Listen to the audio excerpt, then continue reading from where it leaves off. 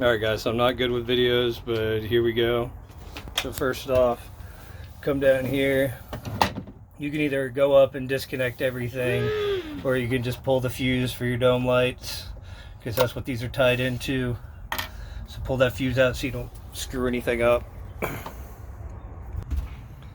Next, you have to use one of these square bits. God, that's not focusing. One of these square bits. You could try to use a Phillips, but it will just absolutely strip the screw out, and you'll probably drop a whole bunch of 4-letter words. So we got there a little spider. Well, he's outside. So all right, so come up here. We're gonna undo these. God, if I could keep the camera pointed where I need to. Oops, gotta set my clutch higher. Told you guys this was gonna be a bad video.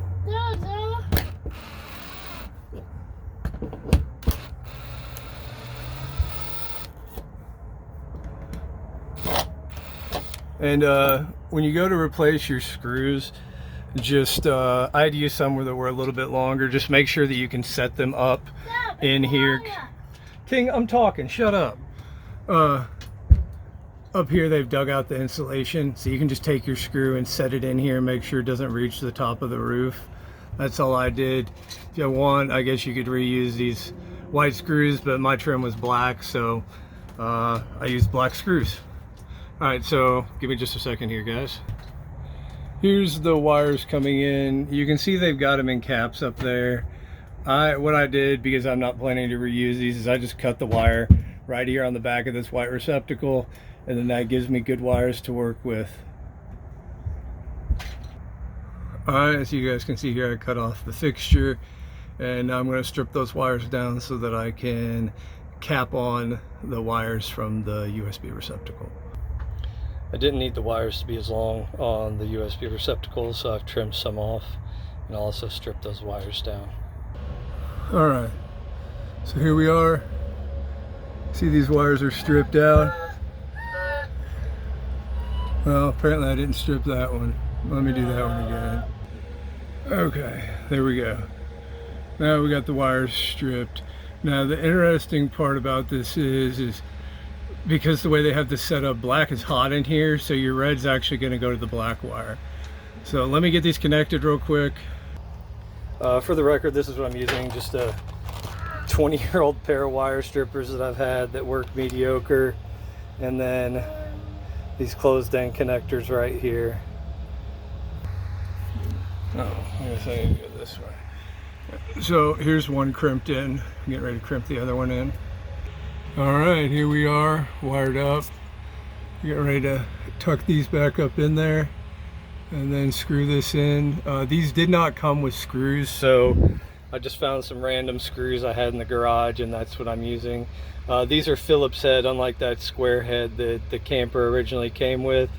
I considered using the screws that held up the previous sockets, but they didn't provide any greater relief on the exterior of the panels, so I'm using ones that match in color since the other ones are white.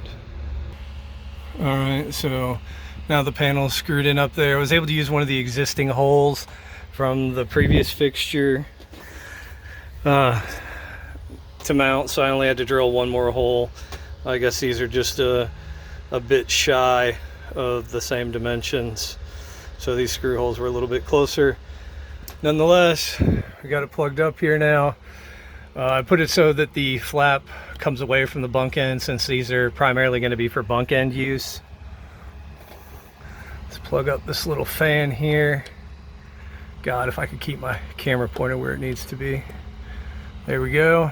And then what we should see is a little red blinking light. Let me turn the fan off.